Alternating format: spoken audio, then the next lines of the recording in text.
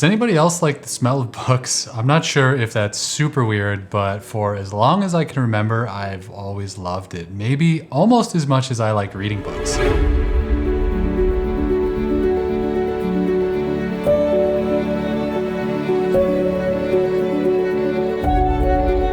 I do love reading. As a filmmaker, it can be tempting to think that the best way to get better is by just studying other movies. And while there is a ton of value in that, good old-fashioned books can be some of the best resources out there. I read all sorts of books, both fiction and nonfiction, but in this video, I'm talking about 6 of my favorite nonfiction books that have helped me break through major filmmaking career struggles over the years. I'm not going to put these books in any particular order, but the last one is the one I've read more than any of the others, so if you're going to start somewhere, maybe that's the one. So let's not waste any time and get into it.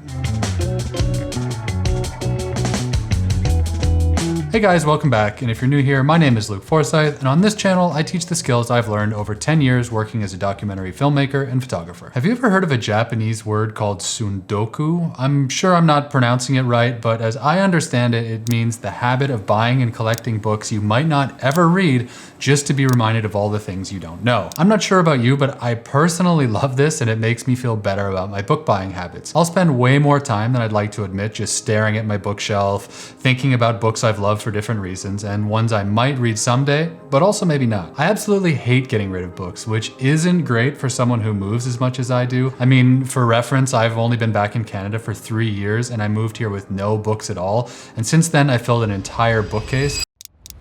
So it's a pretty serious habit for me. Some people might call it hoarding, but I like the Japanese word better. They're my go-tos for creative career motivation, and all of them have helped me get through rough spots on multiple occasions. And if you can't tell from the change in the studio background for the last few videos, I'm in the middle of a big move, and so I don't actually have all the physical books with me at the moment, but they'll all have permanent real estate on my shelf whenever I actually have a place of my own and can get my stuff together again one day.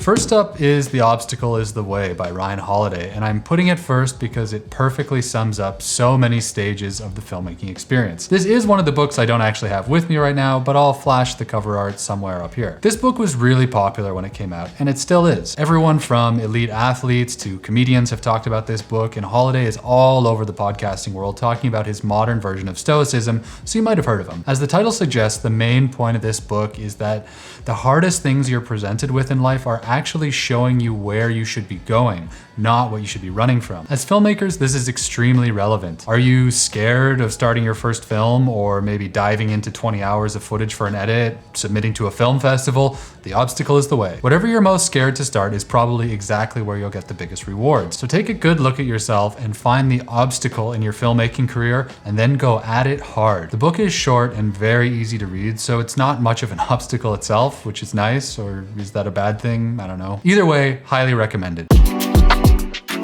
Next up is Mastery by Robert Greene, which I also don't have right now, but I swear I do actually own these books. I want you to stop lying to yourself. Greene is famous for his crazy research, and some of his books are even banned in prisons for being too good at helping people consolidate power. And actually, I think Ryan Holiday used to work for him before he started writing his own books. Mastery is all about how people, well, become masters. Actually, the first time I went through it, I listened to this book while I was driving across Tibet a few years ago, and the audio version was great. Do you guys like audiobooks as much as paper books? I can't decide. Let me know in the comments. I actually liked listening to this book so much, I bought a paper copy as well so I could look at it and remember all the lessons. This is an extremely detailed book, but basically the process of mastering something can be distilled into a 3-step process: apprenticeship, the creating phase, and then finally mastery. The book is full of examples from history, from people like Darwin and Mozart and Henry Ford and a bunch more. And if it worked for those guys, the same process can also work for you on the road to mastery in filmmaking or photography or really anything. Each phase has multiple steps, like how to find your calling, the role of mentors, the importance of social skills, and many more. It's a dense book backed by a lot of research, but if you want to be more than good at what you do, this is an amazing read. The next book I actually do have with me, and it's been a staple in the writing world for a long time, and for good reason. It's called Bird by Bird, and it was written by Lamott, who's a multiple-time published author, teacher, and overall cool lady. It's technically about writing, but it really applies to anything creative. The subtitle is Some Instructions on Writing and Life, and that should tell you a lot. It's part autobiographical, part advice-driven. It's really a story about life in the arts. It's funny, sometimes really funny, and it's full of wisdom and humanity, and the reason why this book is so popular popular is that it shows that all creative people deal with the same struggles. But with some routine and time in the game, we can create amazing things. And Lamott is a great writer, and it reads almost like a novel while giving out timeless advice. Let me just read you a quick quote off the back so you get a sense of it. 30 years ago, my older brother, who was 10 years old at the time, was trying to get a report on birds written that he'd had 3 months to write, which was due the next day. We were at our family cabin in Bolinas, and he was at the kitchen table, close to tears, surrounded by binder paper and pencils and unopened books on birds, immobilized by the hugeness of the task ahead. Then my father sat down beside him, put his arm around my brother's shoulder, and said, "Bird by bird, buddy. Just take it, bird by bird." If that's not relevant to building a career in the competitive and sometimes tough world of filmmaking, I don't know what is. I personally love this book, and I've read it I think 3 times now, every few years or so whenever I need a little reminder of why I do what I do. And this edition just really smells great. It's sort of the right kind of musty if you're into that kind of thing. Or maybe that's just me, I don't know. Now let's talk about the revision process a little bit, and my personal favorite is Draft Number 4 by John McPhee. It's not a technical guide on how to edit, it's a personal narrative about the experiences of one of the all-time great nonfiction writers that most people have never heard of. And he really is one of the great storytellers alive when it comes to real life stories. He's written entire books on topics you never think you wanted to know about, but within a few pages, you're totally hooked. He's got a whole book on oranges and another one that's only about a single tennis game. From global logistics to geology, John McPhee makes anything interesting, which is why I guess he's always appearing in the New Yorker. This book is another one about writing, but it's really about the revision process and storytelling more broadly. It's not a writing manual, it's a first-hand account of how he revises, and like Bird by Bird, it's also funny and really entertaining. And even though it is about writing, it's very relevant to editing film in terms of the approach. Just like editing is the art of chipping away more and more, this book is all about taking away things until only the best is left. It's super short, very fun, and a great look at how one of the great writers of all time reworks his stuff, deals with editors, and thrives in the arts. Okay, we're getting close to the end, but I've got a couple more left. I've gone into philosophy, life, and editing aspects of the creative process, but all of that work doesn't count for anything if no one sees it.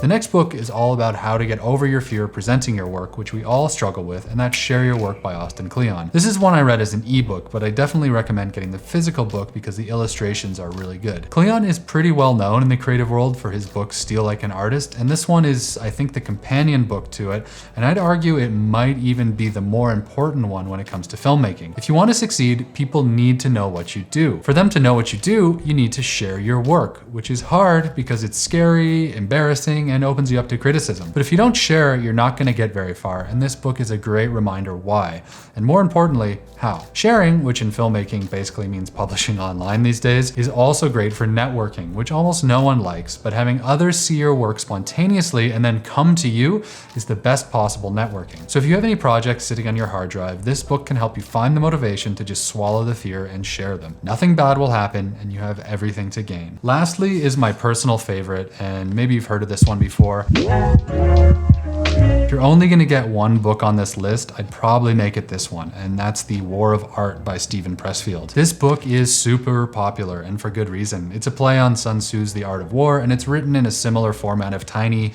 bite-sized chunks filled with good stuff that can be a game changer when you're struggling with creative obstacles. The writer, Pressfield, was struggling for most of his career, and I don't think he made it big until he was in his 40s or maybe even his 50s, I can't remember. So he knows a thing or two about working hard, but not seeing much in the way of results. The real genius of this book is that he identifies the forces working against us when it comes to creating and gives them a single name: resistance. Whenever there's something holding us back, it's resistance, and you need to conquer it. Can't get started? Resistance. Hurt by an ignored email? Resistance. Think your gear isn't good enough? Resistance. Once you start naming something, it's like mindfulness meditation, and when you feel something holding you back, you can be aware of what's happening and then tell that voice to shut up. Like when I don't want to make a YouTube video when I've had a busy week, which probably happens about once a month or so, I just say resistance to myself and then get on with the work. And in the end, once I get started, I realize that I actually like making videos, and what was really hard was just starting, which of course is just resistance. It's a seriously groundbreaking philosophy, and of all of the books on this list, I've come back to this one the most. I've probably read it about 4 times all the way through now,